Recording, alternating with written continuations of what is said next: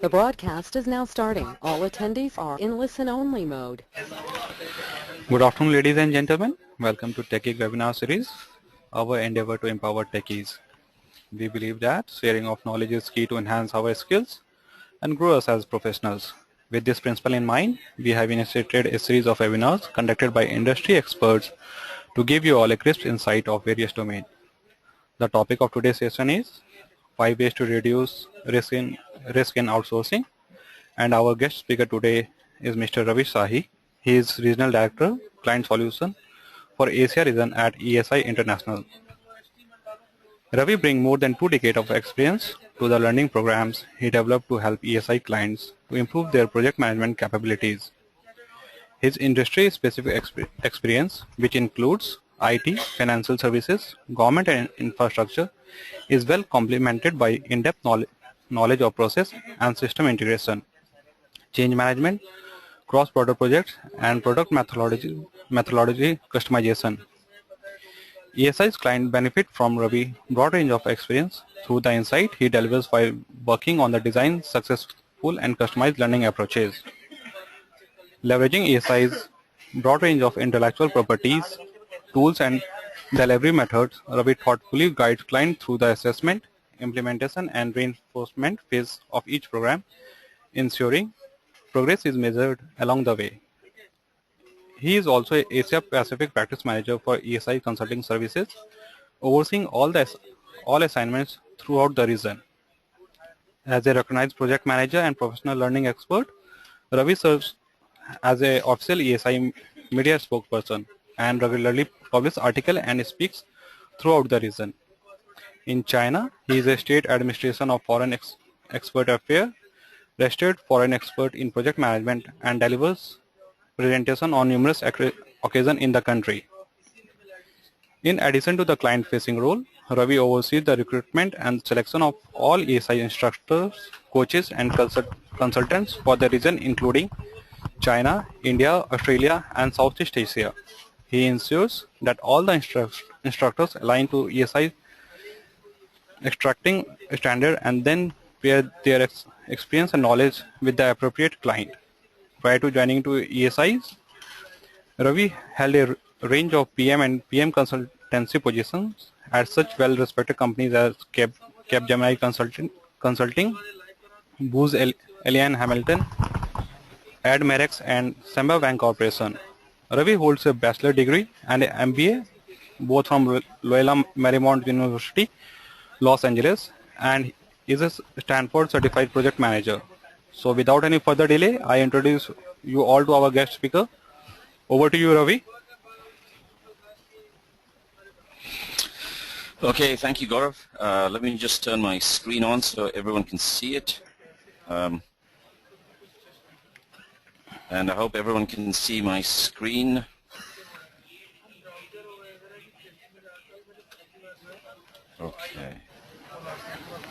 Okay, so my screen is up.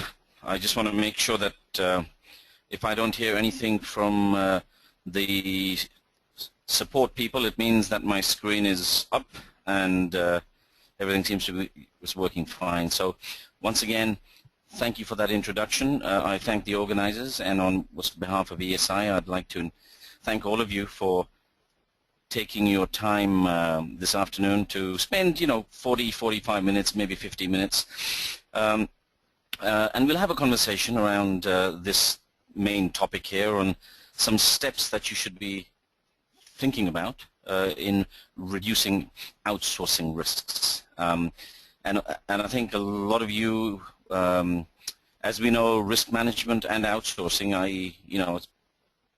procurement are 2 key areas even within the PMBOK. This is for all the PMPs online. And they are really, really integrated because they are integrated, as we'll see, in this conversation. And really, what I'm going to try to advocate is going back to basics. It literally is reminding you of some of the key things that you should be looking out for, keeping it simple, focusing on the relationship of the party, and really putting the people at the center of this entire, sometimes fairly complicated process.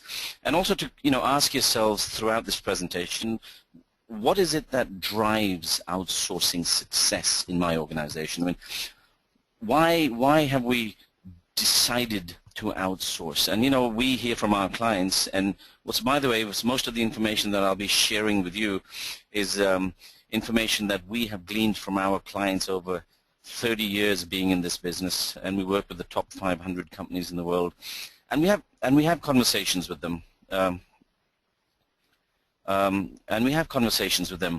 about all areas of project management, including outsourcing and also risk management. And we hear from them some very clearly articulated reasons why they have decided to either out-task or contract or outsource a major function or a smaller function. And the ones that are really successful at seeing this through implementation and seeing the results at the end of it are the ones that have very clearly stated success statements, like achieving cost reduction by X%, achieving the SLAs and the KPIs that we have agreed to, achieving continual process improvements, and then they have exactly those 3 to 5 things that they're seeing on the process side that helps them improve. I'm just getting a message here. I just want to make sure. Okay. Sorry about that. So yes, so it's about having very clear end goals in mind when you start on this. What's the journey to outsourcing, and then essentially what I'll share with you. 4 or 5 of the, well, actually 5 of the key things that stand out in terms of keeping things uncomplicated and simple, but things that our clients have told us, yes, it sounds simple, we know this information, but it's not always put at the forefront of the decision-making process when we move to an outsourcing environment. So let's have a look at this word called outsourcing. I saw in this magazine, Sourcing Management, the definition of outsourcing is the art. So the emphasis is on the word art. The art of leveraging external resources and expertise in order to support enterprise objectives. So the focus really is on the art of leveraging, i.e., in another way, can someone help us do this better and cheaper? Or if we outsource a certain function, can you, Mr. Vendor, provide me a shortcut to my business? And it's about that that I'll be focused on as well as we go through. So let's go to our first slide. There's a lot of money involved in this outsourcing environment. According to our own surveys, and I'll share with you a survey that we did recently, but about 95% of organizations are buying or provide outsourcing services. The funny thing is I really have no clue what the other 5% are doing, but I'm sure at ESI we'll find out. If you're not buying or providing services, what are you doing in business? And of those organizations, up to 2/3 of the organizations spend at least half of their budgets on outsourcing. So these are not their rental budgets or their salary budgets. This is purely the amount of money that they get somebody else to do something for them. So, a fair bit of money around. The global outsourcing market, let's just have a look. It says for IT, BPO, and call center services only. So I'm not even speaking about the other outsourcing markets, but purely for IT, etc., is upwards of 600 billion US dollars, 600 billion. And because we do so much work in the US, and we work fairly closely with the US government as well, the US, if you look at this slide, the services for the US and some of the global governments is upwards of 550 billion. Now this literally is not on arms and other government spendings. This is not on new construction projects, etc. This is purely on IT and what's BPO services.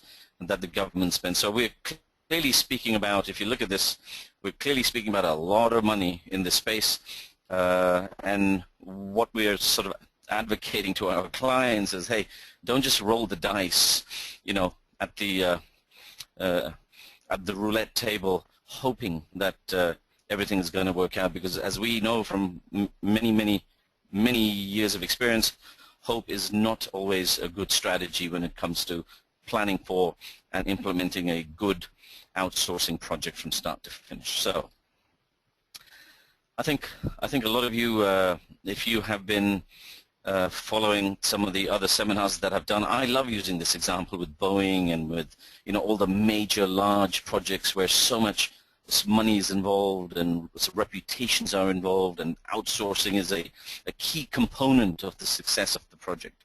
So I like using this example because this was a very integrated and interconnected project, one that literally was brand new in its thinking, because up to 80% of the production was actually outsourced. 80% of this plane. Boeing normally, in all of its other planes, would only outsource up to 50%. So an additional 30% of the work and the products and services were you know, outsourced. It was a brand new composite material that they were using. They had up to 6,000 engineers working at the various supplier levels. They had 43 top-tier suppliers, and those suppliers had sub-suppliers, who some of them had sub-suppliers as well. So it was really a fairly ambitious, you know, it's a deadline on the production side, because they had increased complexity and risk, but they hadn't factored that into their timelines. So it really was almost guaranteed to put a lot of pressure at the tail end of the project as it came to completion. And as you know, as a result of that, we now know that it was literally it was about the supply chain. You know, they had outsourced a lot of work, as we do, to transfer some risk, to reduce financial exposure, because the other suppliers were doing it, and sometimes to reduce risk. And we can see that the fact that it was managed well, and we'll see some of the reasons why it wasn't managed well, but the fact that it wasn't managed well had a huge impact on the tail end of this you know, fairly complex, large, expensive project. And of course we know the result. It was delayed by just actually over 2 years. It cost 12 billion to make, but they lost 6 billion in profits purely because of late deliveries, contract penalties, and, you know, all the kinds of things in contracts that procurement managers and legal counsel help in, you know, what's drafting these major documents. So yes, it also took a hit on its reputation, and even today, I think just a few months ago there were some issues with the windshield in some of the Air India planes, and the Dreamliner had to be grounded for checks, and that has an impact, of course, on the airline too. And, you know, it just has a lot of knock-on effects that we don't always consider. So really, we have to factor in risk in the outsourcing environment, and we have to be able to plan for and manage for risk. I'd just like to say right now that I will not be having a conversation specifically around risk and the risk management process, because I think most of us know the 6 steps in risk, you know, from identification all the way up to implementation and you know, how to communicate risk through the organization. So I will bring in risk as an underlying factor, but I really want to speak about 5 other steps alongside risk that you should be considering to improve your outsourcing projects, basically. So here's you know, what we'll cover. Now, as I said again, we have an outsourcing survey that we had done. We spoke to about 600 project and program managers and staff in you know, in these fields, and we asked them a bunch of questions, which I'll show you in a minute. And really, the view that I'll be taking is from ESI's perspective, having worked with program and project managers, really working with them and the vendor management offices, some of the information that what we have gleaned. So let's jump straight into the global survey.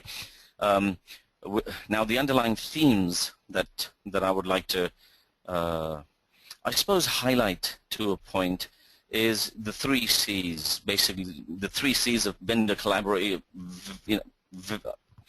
vendor engagement, I would say, and we will revisit these themes. But these really are the underlying what's pillars of success on which everything else is built. So competence in terms of making sure that we have the right knowledge and the ability to practice that right knowledge consistently well in the organization around vendor selection, vendor management, stakeholder engagement, etc. And then, of course, collaboration. This is a team exercise. What's a vendor selection and what's management, outsourcing, what's the decisions should always be, as we'll see soon enough, should be a team sport. And, of course, everything that holds it together, as we know in general life in general, really, whether at home, at work, or at play, is to have adequate communication throughout the process. So let's have a look at ESI's global survey. And we asked, as I said, up to 600 people, and this was a global survey. And we asked them, what were the top 5 functions that you outsource? And I think for most of the IT professionals on the call, no big aha moment when we talk about IT. It involves application development, maintenance, help desk support, implement, that entire gamut. So 70% of the organization said, here's the things that we outsource, and of course most of the mission critical stuff is within the IT domain, as I'm sure most of you will agree. So then we asked them, okay, that's fine, but why are you outsourcing these functions? And here's the top 5 reasons that we gleaned from the survey. So the first one was, hey, we'd like to reduce operational cost, which actually makes sense because most companies focus on that as being, what's one of the key, what's the reasons for outsourcing.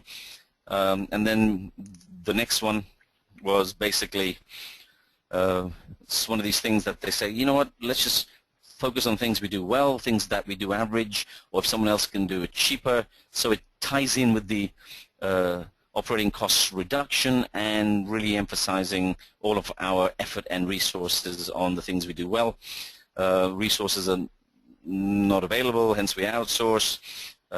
This is a good one, right sizing, so reducing headcount in organizations with very thick middle management that is what's been around a long time and things are still manually driven. That's a key area that new managers, when they're hired, operations managers, they will look at how do we extract value from existing processes, which means obviously it's trimming headcount and including technology, and then finally reallocate the internal resources for higher value purposes, which makes a lot of sense. And then we said, well, have you looked at risk as well? And what are the top things that when you decide that you want to outsource that you consider as being key risks? And the risks, i.e. what they identified as areas of failure, is while they actually wanted to reduce costs, etc., really they're saying one of the things that we look out for in our risk management planning is a focus on quality, of course. I mean, I think we have heard some amazing disaster stories when things have been outsourced that the brand value of the organization that is outsourced starts, taking a dip, and that doesn't help anyone. So vendor delays, yeah, absolutely, as was the case with Boeing. Really, it was 3rd and 4th level suppliers, and the delay that they had the knock-on effect in the supply chain that it had a massive impact on the production floor, so to speak. Contract scope, poor vendor management, half of the people, reported that, and loss of in-house skills. And what I would say is the top two of these, the quality reduction and the vendor delays, I would say that the two of those happen because the bottom two undone was properly. So the poor vendor management and loss of in-house skills as a risk probably have a knock-on effect on the top two risks. And that, by the way, in case you're going, oh, okay, at least we now understand risks. That, by the way, is the good news. And there's some more news here that we have to look at before I go into the actual 5 steps. Again, this is from our survey, from ESI's survey. We also heard this.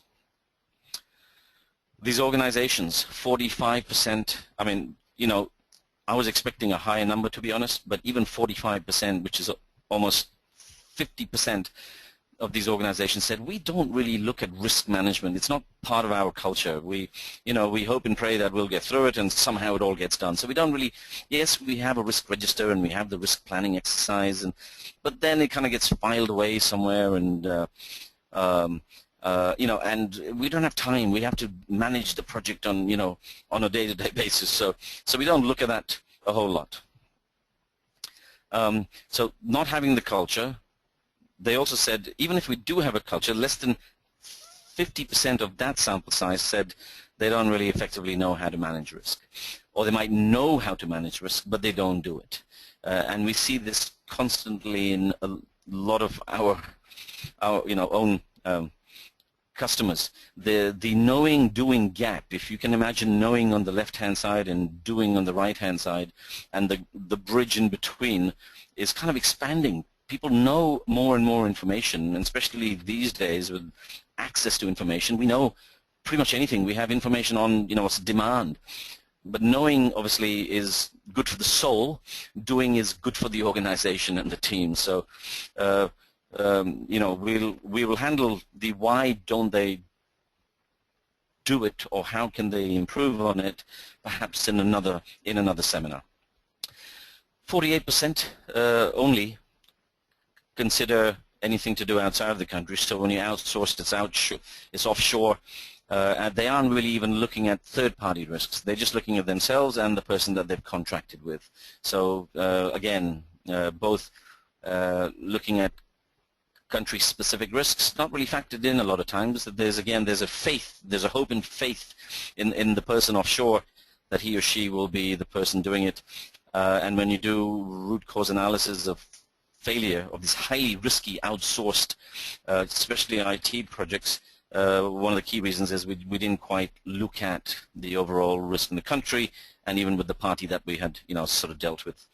And here's just an amazing one, and it gets even more complicated, I'm sure, as you know, when things are thought about in the US, they're sort of architected in Germany, and then they're kind of thrown over the fence, and you have what's the requirements, what's a document that is about as clear as a gray soup, on a dark night in a room with no lights.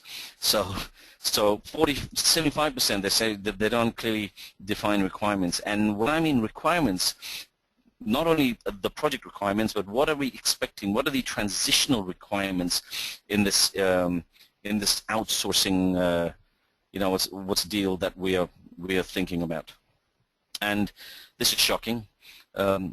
Within that sort of outsourcing team, what's a vendor team? The organizations believe that 50% of them only believe that the team members have the good PM skills. So you don't even have to be a formal project manager. You don't even have to be a PMP, but you can still have project management skills. The organization can still identify project management skills when a move has been made by senior management that we will be outsourcing perhaps an entire business process.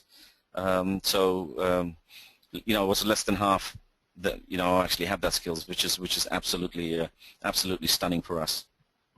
And only 10% think that they're what's better at outsourcing than the competition, which is not a good thing, because if everyone thinks that, well, you're going to stay or stay at a fairly low level of understanding or appreciation of the gap that you have to close and the competencies that you have to build within your teams that are in charge of taking these outsourcing, projects and what's managing the risks of these outsourcing projects. So just amazing information. This is, as I said, not a scientific survey, but an ESI survey with about 600 or so people, global. It was a global survey across all industry groups.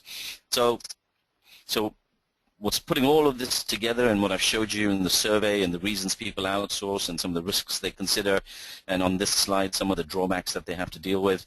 Yeah, we have it's a pretty long road ahead of us in terms of improving this environment and improving this as a competency in some of the organizations. And when you have a very long road, and just imagine if you're standing at a very long road, there's an illusion of convergence at the end, that, oh, okay, the two sides are going to meet. They will only meet once you get reach the end of that destination, and you don't worry anymore about the road ahead of you because you have arrived. So let's take this journey one step at a time, and let's start with what at ESI. So we're all on the same page, basically. This is what's part of our what's curriculum, the continuum that we talk about at ESI with our clients. As you can see on the extreme left-hand side is real simple. It's very easy. We do it every day. It's the act of buying simple products and services, or I'm just making a purchase. You don't have to get into a legal contract on this. It's fairly simple and uncomplicated. But as you go into the sort of out-tasking, selective outsourcing, and certainly on the BPO side, for example, in the selective outsourcing, an example would be an organization, let's say, turning over their just the payroll activities to an outside firm. So you're selectively outsourcing one of the sub-processes. The business process outsourcing could be the entire payroll, HR, and finance function to an outside agency. So you see, with that, the risk increases. I'm sure you also realize that, and with that also the complexity of the smooth transition from as is into the to be situation. It's a road with a lot of peril, like a lot of risk, as you can see with that little arrow from it's left to right. And the other thing we really need to think about, which unfortunately I don't have time on this what's a webinar to talk about, is the impact of the cultural change because of the major change in the way we do business. So there's a lot of what's moving parts. This is a very exciting area to be in, actually, within project management. And if you are in this area in your organizations, you can have a massive impact on a massive, positive impact on a lot of things, not just the cost reduction and streamlining processes and making people happy and being focused on your core competencies, but really managing the cultural change and being a good coach and a storyteller to the person who is going to be impacted, especially by the larger and the more complex types of projects. So this 6 steps here that we look at. This is what I use in the consulting arrangements and some of the engagements that we do for regional clients here in Asia and Southeast Asia. So I use this step. I use this approach every day at a practical level. And really, what we're saying is, you can call this the outsourcing life cycle or the sourcing process. But basically, in every one of these stages, from strategy and planning to search and select, etc., there is risk. So if you are already familiar with the risk identification and the prioritization approach, you can just use that risk management assessment for strategy and planning. Then you identify risk in search and select, etc. And based on the kind of is it just an out-tasking, or is it a business process outsourcing? As you know, the amount of risk increases, so you would have to scale up the risk management activities. So we're not going to go into how to do the risk management activities, but the things you can do to reduce risk once you've identified and sort of have a risk response in place. So really the strategy, planning, search and select, as you know, is in the contracting terminology. We would call it the pre-award phase. The negotiations and contracting, well, that's obviously the award phase. And then the last three boxes, transition, relationship and termination. In contract management, it would be called the post-award phase. So three main phases, but I like the fact that we have also broken it down into 6 steps, because it is so much easier to get focused on the risks that could jeopardize the transition from left to right. So you really must have a risk assessment throughout this so-called vendor selection, vendor engagement, what's life cycle process. And once you've done the assessments, you would obviously come up with the risk response.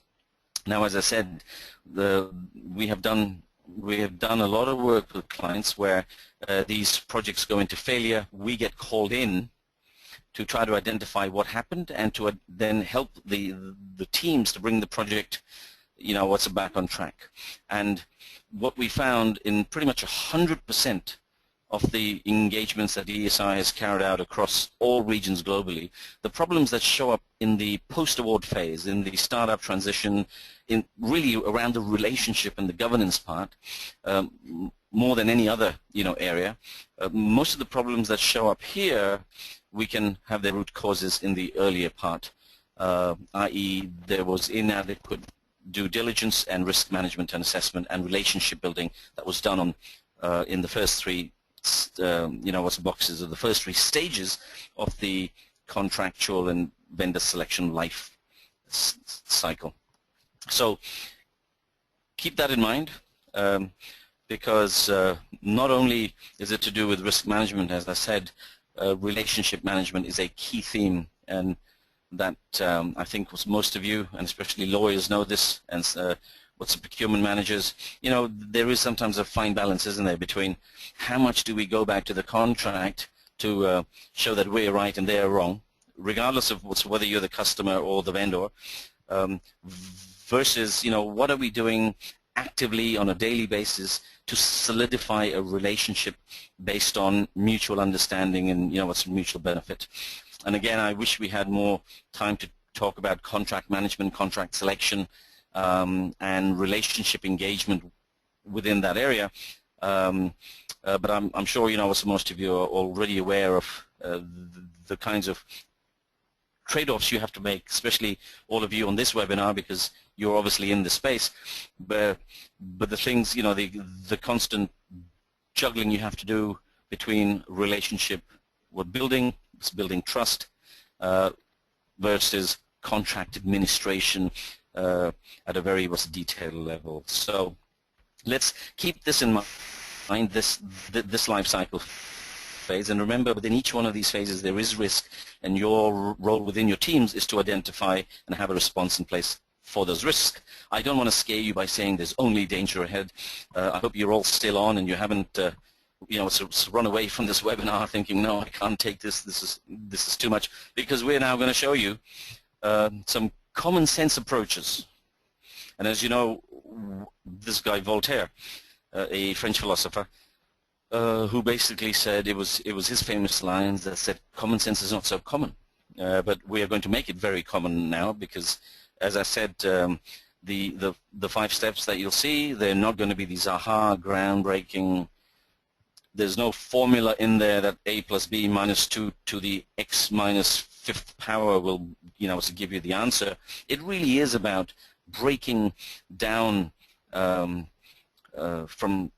on those stages, some of the key things you can actively do from a process perspective, and to, when you go back to your organizations, to maybe use some of what I'm sharing with you, use it as a as a gauge, as a framework, to do a very rough high-level audit of some of the practices that exist right now in your organization. So start taking a few notes about one or two things that you think you can at least have a conversation with your teams, with the procurement teams, with your senior management teams about, you know, how are we doing this, and is there a better way on, you know, how we source and engage with vendors, to do almost like an internal SWOT analysis as well between you and the external party. Identify your strengths, identify your weaknesses, and have those conversations, you know, at the end of this webinar. So I like this. I think a lot of you know Ron Moore and some of the other you know, some books that he's written. But I like the title because that's what I'm trying to do here. This is what the conversation we're having here is, really making common sense common practice. So understanding that it's not difficult once it's broken down, and if you have a series of things to look at, things to measure and gauge, you can start improving them and see a noticeable change, hopefully a positive change in your outsourcing relationships. So let me give you a high-level approach on the 5 aha moments. So, and we'll you know, go down into each one slightly more. Use integrated teams. Second is, of course, write better requirements. Yeah, that's an easy one to think about and laugh about, but really, you know, how do you write better requirements? Some organizations already have a very robust vendor selection process, but if you haven't, well, some of the things to consider on how could we hire vendors that are slightly better. What are the things, 4 or 5 things we can do to ensure that we've hired the right person or the right team? And then your side is number 4, which is once we've hired them, how do we manage them? You know, is it basically we have a stick and anytime anything goes wrong we call them and scream and shout, or is there like a, you know, what's a better way to manage the vendors, right? So you need to be looking at that as well. And then obviously from your side, who are the best people we have for the job, and are we putting these people constantly on especially the larger and the more complicated you know, outsourcing projects. So as I said earlier, outsourcing is a team sport. So everyone has a role, everyone knows what the role is, and you might even need to do some sort of a competency assessments, especially if you're getting involved in, or if you're driving one of those large BPO projects. And this is both from whether you are the customer and you are outsourcing something, or you are the vendor and you have been selected to you know, let's roll this out. So this is from, you know, it's both perspectives. So remember, the team means both sides have to be in this team. When we say integrated project team, what does that mean? So the first one, really knowledge and authority to recognize and resolve problems. It's a team that actually has the ability to make fast decisions, so you don't need a whole lot of approvals. So by the way, I'm going to be focused on the more on the selective outsourcing and the business process outsourcing, because as you know, the complexity and the risks are a lot higher, but this really can apply to even some of the simpler out-tasking and selective outsourcing kinds of projects, in case you know, anyone is on those teams. What a great place to practice some of these approaches on the less complicated ones. Increase your confidence, increase your competency, and then you can step into some of the larger, more, you know, what's complicated ones. So ideally, the effectiveness, as we said, you know, teams work a lot better if they're in the same location. Obviously, we know this from project management too, and really somebody that can select its own members, because we'll see in the next slide what you're looking for is you have 3 key players on your team. You obviously have the contract management resources with the right competencies that apply or are involved across the entire phase of the outsourcing project from initiation to closeout. We can then see the business analyst's role and how they are absolutely crucial in the initiation and the planning part, i.e. understanding the obviously the requirements, what's documenting and validating those requirements, and then as we come into sort of implement and test and terminate, obviously they are absolutely, what's crucial again. And no secret here, in green, the project management or the activities or the level of involvement of the project management team and resources is pretty constant throughout the project as they manage the business analysts and the contract managers. And you'll see the slide in more detail. Hopefully you'll have access to it, but if you can see it now, this may not be a bad slide to bring your cameras out and just take a photo of the slide, and we'll see how to get these to you as well at some point. I'll just have a chat with my marketing team. But some of the key activities that the integrated project team should be looking at from the initiation right through the closeout, some of the key tasks. So, integrated project team. A lot of times we don't think about that. We just throw in somebody from contract side, from the vendor office, from the procurement office, and they kind of work at an arm's length with a senior business manager who wants to outsource because he has a business case study that says if we do this, we save 13% on a year-by-year basis, and we break even in 18 months, etc. So, yes, those are great conversations to have as a business case to initiate an outsourcing project, but the key players that will drive success and the key activities that will drive success are based in the role of the project manager, the business analyst, and obviously contract management professionals as well. Okay, writing better requirements. Now, this really is quite simple, but sometimes simple is a good way to revisit things that we're doing, ask, are we doing it? So, what is it that we need to buy? Is it something pretty simple, something very complex? When do we need it? Is there a specific time, a date, a specific date, not by third quarter or in June or at the end of July, but a specific date. When do we need it? The other thing is, how are we going to pay for it?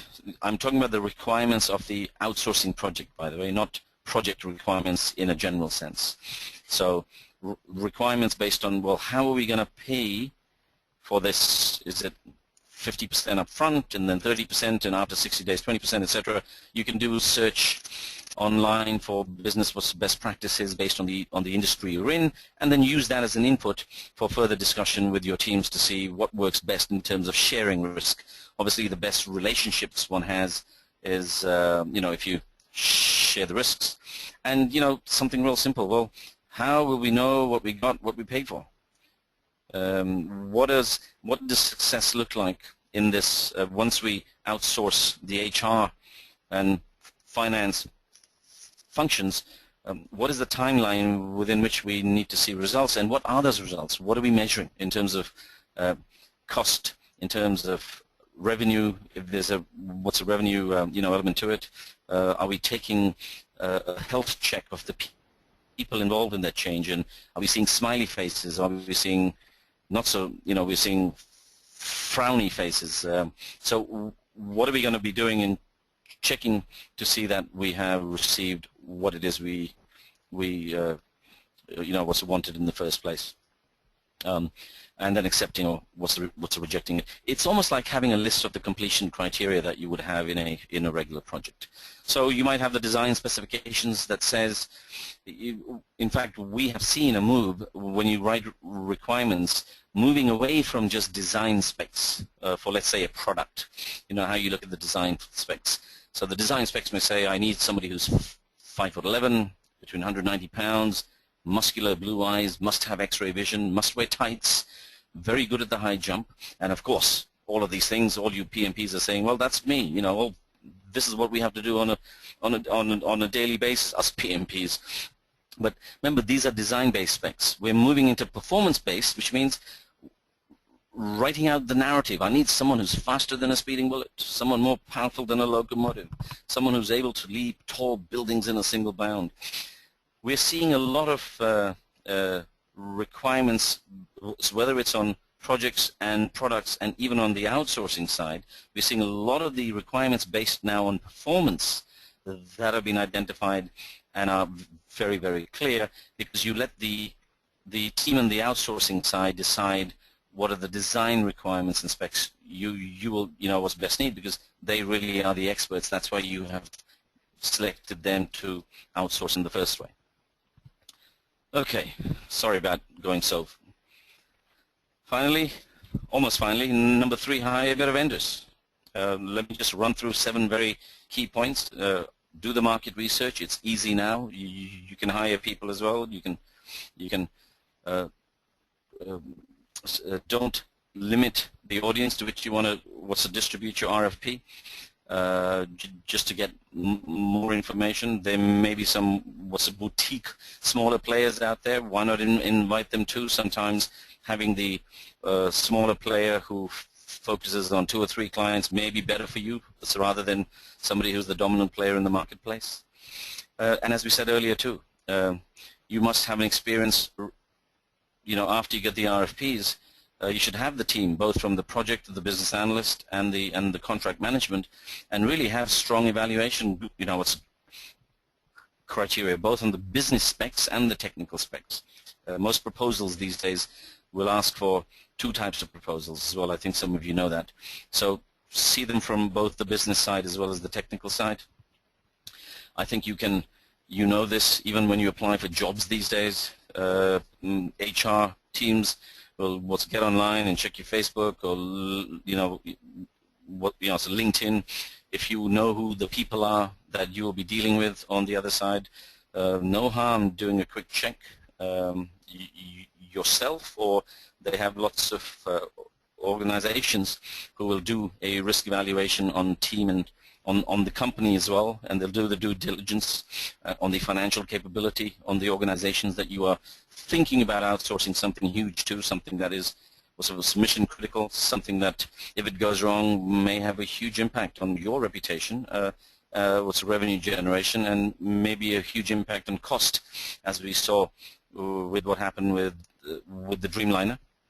So demand a gong show. Now I use this American example because this was really the first reality show, so to speak.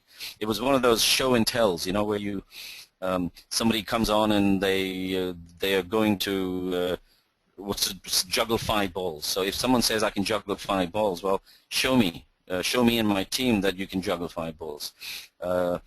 So let them show you some of the past projects that they've done and run you through high-level project plan on how they deem to do it, because you also want to see once they do this in person in front of you, what you want to do is you want to make sure you meet the key executives who not only the people who show up with the fancy suits and linguistic abilities, ones that are very smooth, the people that show up, you sign the contract and then you never see these people again because they'll send you 8 people that they've just hired. So again, you meet the key executives, especially, if you're doing a multi-year, what's million-dollar outsourcing project, you have every right to demand that these guys come in and show you who's going to be on the team, so you actually get to meet them. Step number 4, manage your vendors better. Now this onus falls upon you. I can see a lot of you who are on the vendor side feel like the poor animal. It's a buffalo, and like a baby buffalo, and you feel like that. And the customer is king. He's the person in the cowboy hat. So this is not good vendor management practices at all. I'm sure you know that. Some great vendor management practices around 4 key areas. Really, you want to, on the administration side, you want to make sure that people understand, let's say, the payment process, they understand the contract and the change management process. When I talk about the coordination side, how can you improve your startup process? How can you transition process and change management? What's better? Do you have a kickoff meeting to make sure that all the other vendors and sub-vendors understand some of the earlier processes that I spoke about in the administration side. Core PM practices.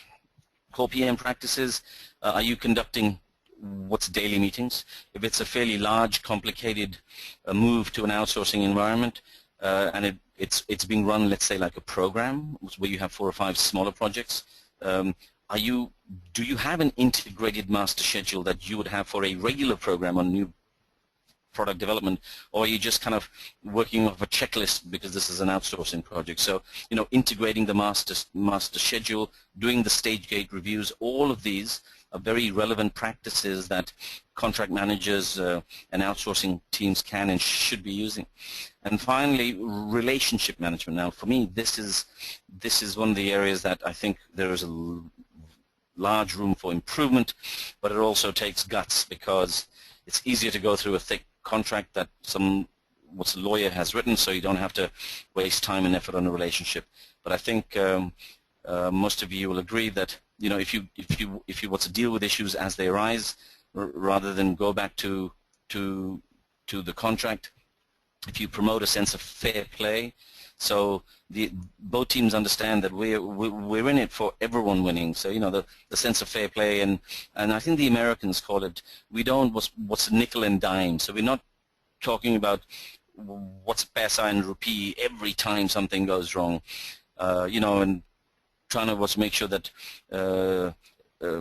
for even small, what's the little things, you're trying to make sure that through the contract this is what we deserve or we expect, etc. I mean, yes, you have to keep an eye on the quality of the project, absolutely, that the requirements are being delivered, but it's all the nitpicking that leads to bad relationship management. And finally, put your best people on the job, especially the project manager. This is not especially on those larger complex ones, because the project manager, i.e. you people, know how to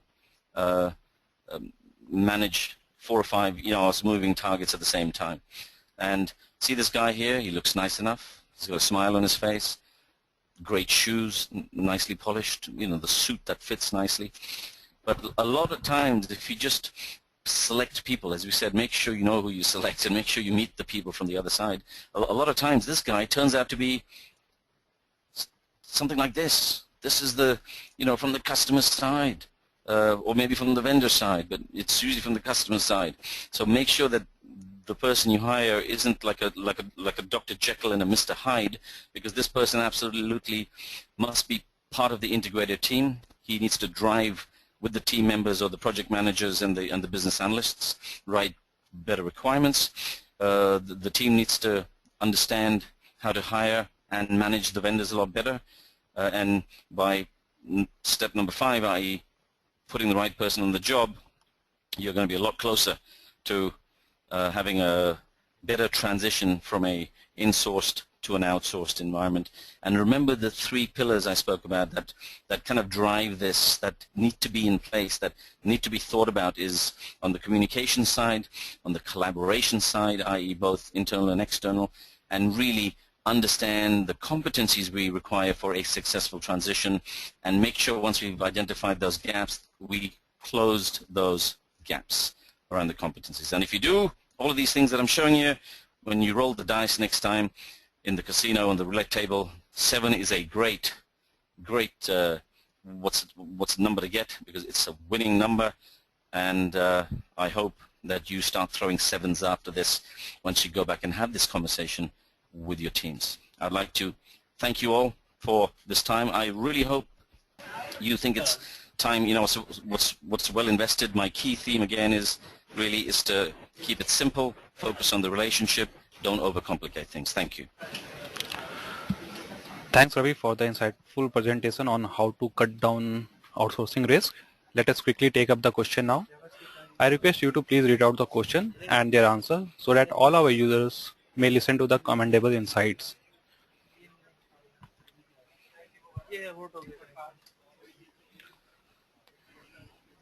So please go to the question tab. There you will see different question. Where is the question tab?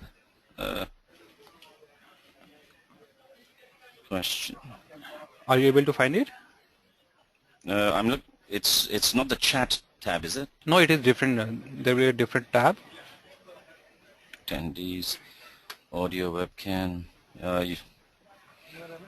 Where would I find it? If you just, I have the window open. Let me, because I cannot see your window.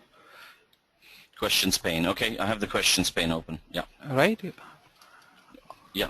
So, okay, the first question I have is, what are the major risks which can lead to terminate the contract with client? And then, of course, once that happens, you want to go into mitigation. So that's the question. Great question. There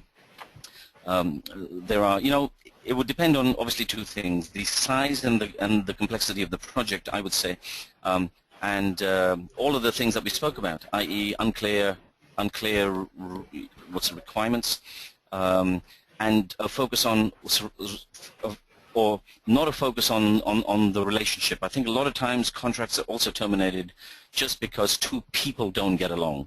So people focus on the people issues as opposed to the product or the process issues, and that's tough, I know, because in heated environments, you lose focus on the problem, you get focused on the person, and the relationship takes a bit of a dive. So there are so many risks. One of them, obviously the main ones being unclear requirements at this stage, and that's why projects of this type, anyway, outsourcing projects, and if you haven't clearly identified these success factors, or what does success look like, and a timeline for those success factors, which obviously would be in the RFP, which gets translated into your contract, but you need to use that as a gauge more, I would say, than really standing over the contractor or the vendor with a big stick. And what I would do is, to alleviate that risk, what I would say is, if you had a conversation with if the customer and the vendor had a great conversation at the start of the project, at the kickoff, and they both agreed, okay, we understand that this project, like any project, has a scope, has a cost, and a timeline. Let's agree to where we have some flexibility. What is the least flexible out of those three constraints? Is it scope, cost, or time? Least flexible. Okay, next one, what is the most flexible? Where do we have the most flexibility? Is it on time? Is it on the scope? Can we add in scope, so remove scope? Same as the regular project. This then allows for conversations to happen outside of just the contract and focus on the relationship. Next question, and I'm just going to go through these fairly quickly. Thank you for staying on if you've stayed on. So the next question is, what's different organizations managing different risk management templates for the respective phases? What are the key points that must be included in risk management process template? What are the key points that must be included? Well, let's start with doing, as I said earlier, if you can focus in on, after you've done your SWOT analysis, the SWOT analysis on strengths, weaknesses, opportunities, and threats, and you get focused in, let's say, both weaknesses are risks internally, threats are obviously risks externally. I would take those two categories of internal and external risks and further categorize both internal and external risks into subcategories. Don't worry about the phases of risk management, from start to finish, i.e. identification, prioritization, response strategies, because most organizations would follow some life cycle even for risk. I would get more focused in on what are the relevant categories that we need to identify, whether it's on the contracting side, have we got the competency on the contracting side, both internally and externally as well. So I would focus on that more than what is our risk management process, and is it industry best practice. Next question is, what do we mean by cost cutting? Yes, this is like one of those million-dollar questions, like how long is a piece of string? So many people find they management use obviously things called some management ratios to identify the efficiency, the cost effectiveness of either certain people, certain processes, certain departments, on the IT and application side, obviously certain applications, etc. So by using these management ratios, senior management in their what's meetings decide, well, can we do this more efficiently if it goes out? Efficiency means faster and cheaper. So can we do it faster and cheaper if we outsource a certain function, or do we really need to have 35 people in HR? And all of these are mid to senior level people who have been in the organization a long time. And I know it sounds what's ruthless. I'm not advocating people being laid off, but the reality of the business environment is that one of the key roles of senior management is to look at operational efficiency and operating cost. So if something can be done faster and cheaper outside by somebody whose main job is to do this, then they start the initiation of the of the business case to see and obviously to weigh the pros and cons of sending it outside, losing internal expertise, etc., and then obviously finally was making a decision. So when I say cost cutting, it's from that perspective. The next question is what's differently do we manage smaller multiple projects being done by the same vendor? So what you've said here already, I'm hoping that you have done your due diligence well on this vendor.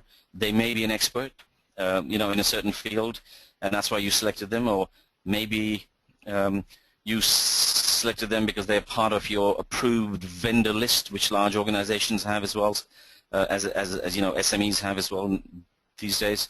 So it's easy, it's fast to choose a vendor and go through the RFP and the vendor selection process. But as you know, if you give one person with many things to do, you obviously increase risk. So I hope you've done the risk assessment from a financial and a competency and a resource perspective from the vendor side. And I say this because recently I can't say the name of the company, but recently out of the Singapore office, we helped a large regional airport authority in assessing and bringing one of their projects back on track. And when we asked them how they chose the vendor, unfortunately in the air traffic control and most management systems, there are only few very good global players. And as you know, what's happening in the broader environment is that more and more airports are being built in India and in China and in Southeast Asia. So these few players, 8 or 10 of them, their project books are absolutely full. But it was just assumed that if we selected the best, they would put the best people on the job, and it would be on. This project is delayed by months. I cannot say exactly how much because we've signed an NDA, and it has been it is over budget by about $18 million US dollars because they went with the best. So it really is, whether it's small projects or large projects, the do diligence on the vendor selection side, I would say, is a key activity. And you can even if these projects are sort of interrelated in any way, the vendor or you should certainly have one of all the interfaces identified and very closely what's managed, and if there's any what's a risk around the completion and the delivery of any of these interfaces, again, both from an IT perspective or even non-IT projects have interfaces and key dependencies. I would get focused on those dependencies with a laser focus, really, if there are interdependencies. If not, then what's less of an issue, obviously, if it's with the same external vendor. So the final question I think we have time for, and again, all of you who are still on board, Thank you so much for staying on.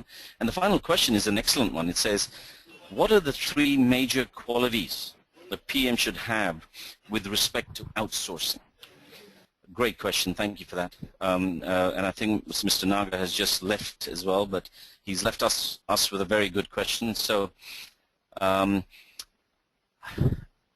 me, when it comes to the larger outsourcing deals, the people that I have worked with as well, and I've worked with, what's Temenos, which is a very large banking wholesale, and now retail banking technology provider. I find relationships. I find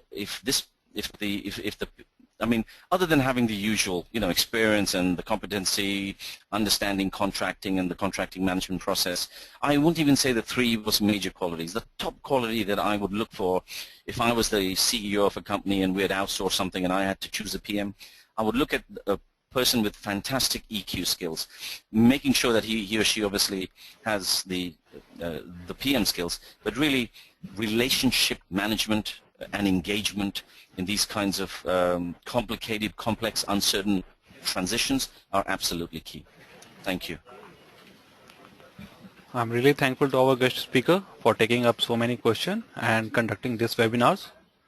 It was indeed a great session. I would like to thank all of our participants for their support in making this webinar a success. The recording of this webinar will be available on our website, that is techgeek.com, by tomorrow. Thank you all. Thank you, Ravi. Thank you. Thank you so much, everyone. Have a good afternoon. Thank you. Have a nice day.